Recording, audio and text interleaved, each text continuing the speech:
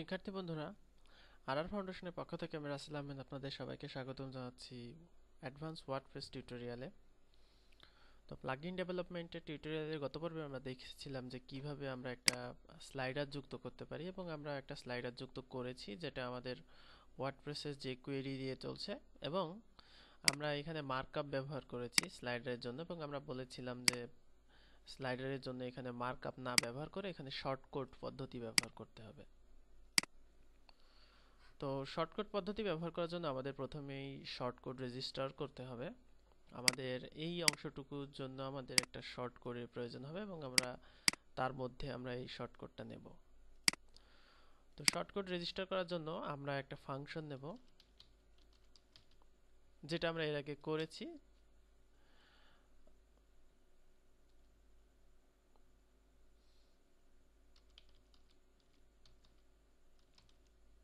One KV slider UL.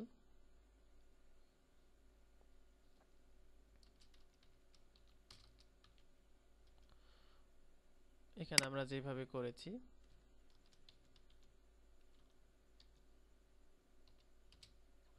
অর্থাৎ আমরা এর আগে স্লাইডার যুক্ত করেছি, অর্থাৎ আমাদের এখানে কন্টেন্ট দিতে হবে, এবং আমরা কন্টেন্টকে ডাইনামিক করে ফেলবো।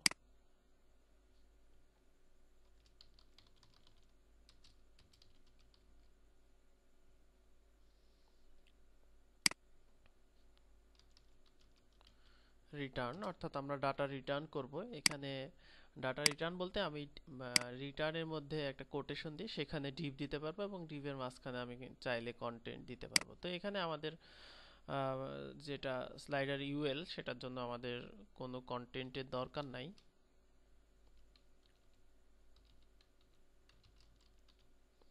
এখানে আমাদের, অর্থাৎ আমাদের ডাইনামিক হবে ঠিক এই অংশটুকু, ইউএল ক্লাস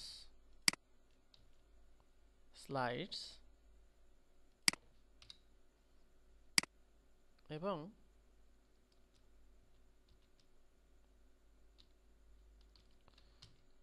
ইউএল, অর্থাৎ আমরা এই অংশটুকু আমরা নেব। আর এখানে আমাদের কোনো কন্টেন্টের প্রয়োজন নেই, এই জন্য আমরা এখানে ফাঁকা রাখলাম।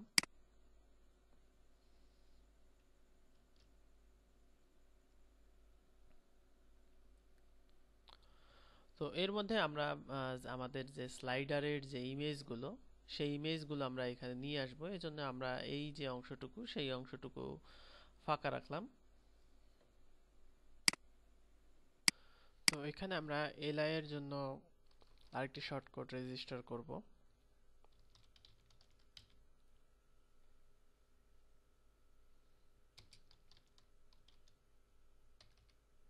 স্লাইডস নামে আমরা করলাম।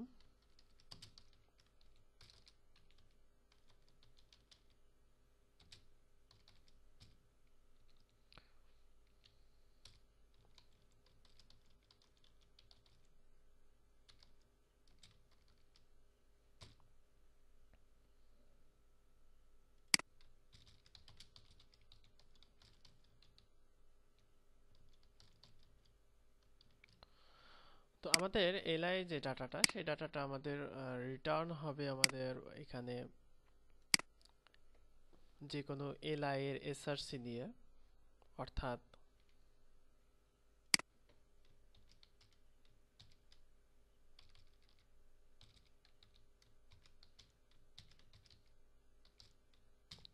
এলআই, এবং এর মধ্যে আমাদের আইএমজি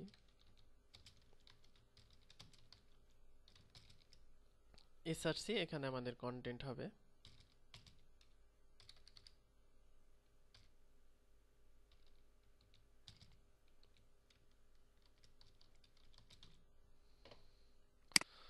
তো মেইন যে বিষয়টা আমাদের, এই যে এখানে কিন্তু আমাদের কাজ করবে এই শর্টকাটটা, অর্থাৎ এই ইউএল এর মধ্যে এটা যাবে। তো সেই জন্য আমাদের যেটা করতে হবে, এখানে যদি আমি শর্টকাট কাজ করাতে চাই, সেজন্য আমাদের এখানে আমাদের আরেকটা ক্লাস এখানে নিতে হবে, অর্থাৎ সেটা ডু শর্টকাট করতে হবে এখানে। সেজন্য আমরা এখানে ডু শর্টকাট এবং শর্টকাটের ফাংশনটা দিয়ে দেব।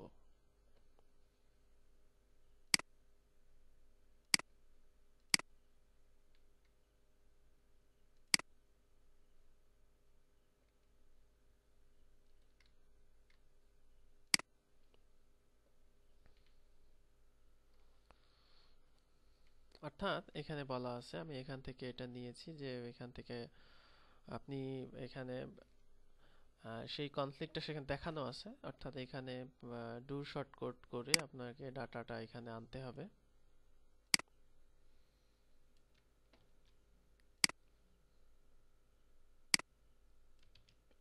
অর্থাৎ খেয়াল করুন আমাদের শর্ট কোডের মধ্যে শর্ট কোড যাচ্ছে, এই জন্য কিন্তু আমাদের এখানে যে ডাটাটা সেই ডাটাটা আমরা টু শর্ট কোড করে আনছি।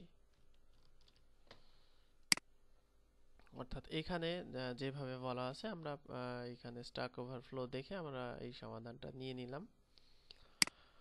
তো স্লাইডার যুক্ত করতে হলে আমাদের যেটা করতে হবে, স্লাইডার, তারপরে আমাদের তার মধ্যে দিতে হবে স্লাইডস। আমাদের এখানে একটা স্লাইডস, এইটা একটা স্লাইডস। তো এখানে স্পেস দেওয়া যাবে না, এই কারণে এই যে স্পেস দিলে এখানে ওয়ার্ডপ্রেসে যে অটোমেটিক্যালি বিআর বা প্যারাগ্রাফ সেই ট্যাগগুলো জেনারেট হয়, সেজন্য এখানে এইভাবে ব্যবহার করতে হবে। তো তারপরে আমরা ব্যবহার করলে আমরা দেখব যে আমাদের যে স্লাইডার, সেই স্লাইডার কিন্তু আমাদের চলে আসবে।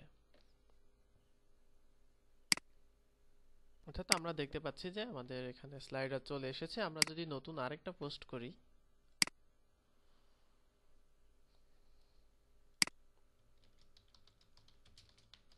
অ্যানাদার স্লাইডার, এবং আমরা কয়েকটা ইমেজ আপলোড করি স্লাইডারের জন্য।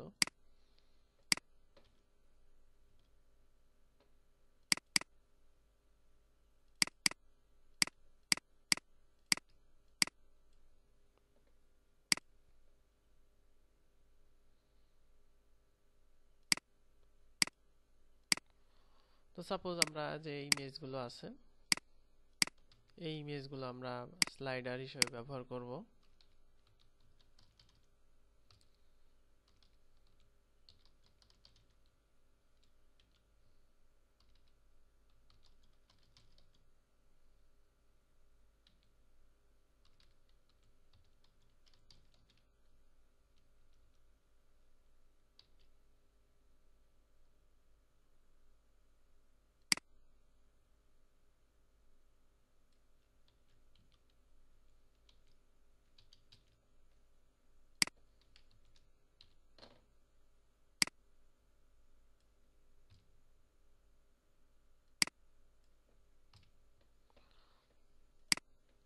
তো আমরা এই স্লাইডারটা দিলাম শর্টকাটের মাধ্যমে।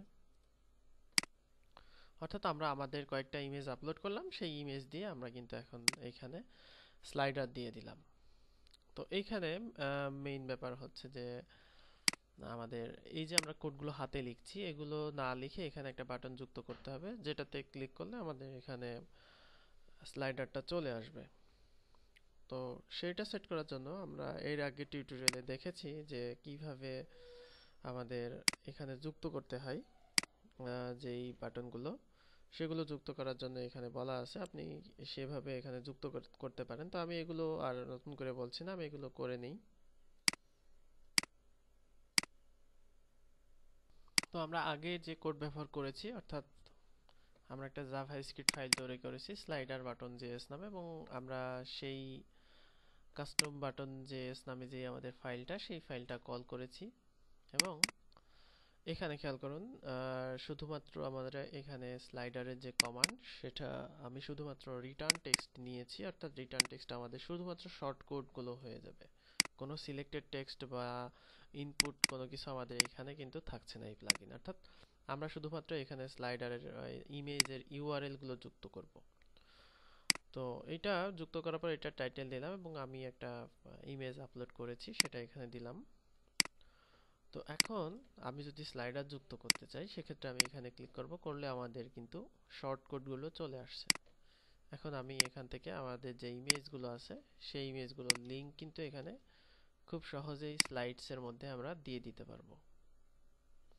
অর্থাৎ আমাদের যে স্লাইডস,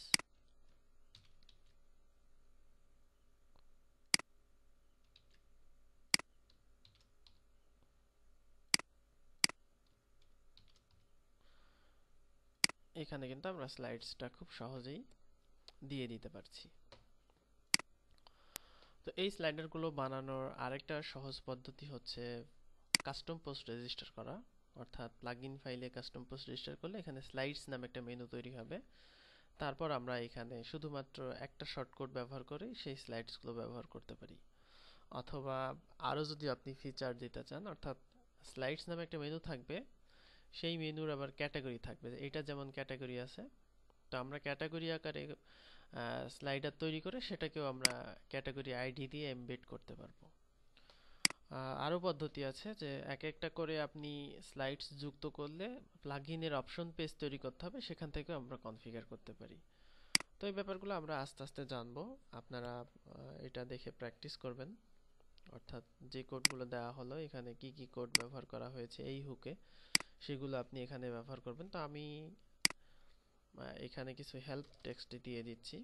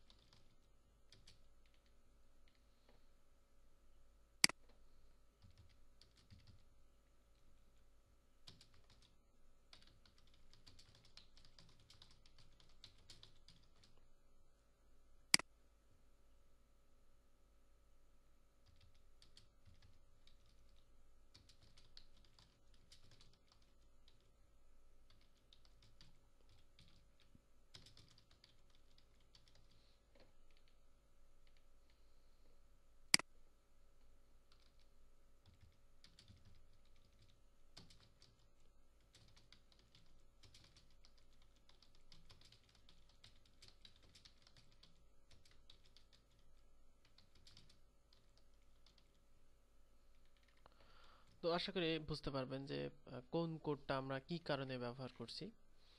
তো আপনারা অনুশীলন করবেন। ধন্যবাদ সবাইকে আজকে টিউটোরিয়াল দেখার জন্য। আল্লাহ হাফেজ।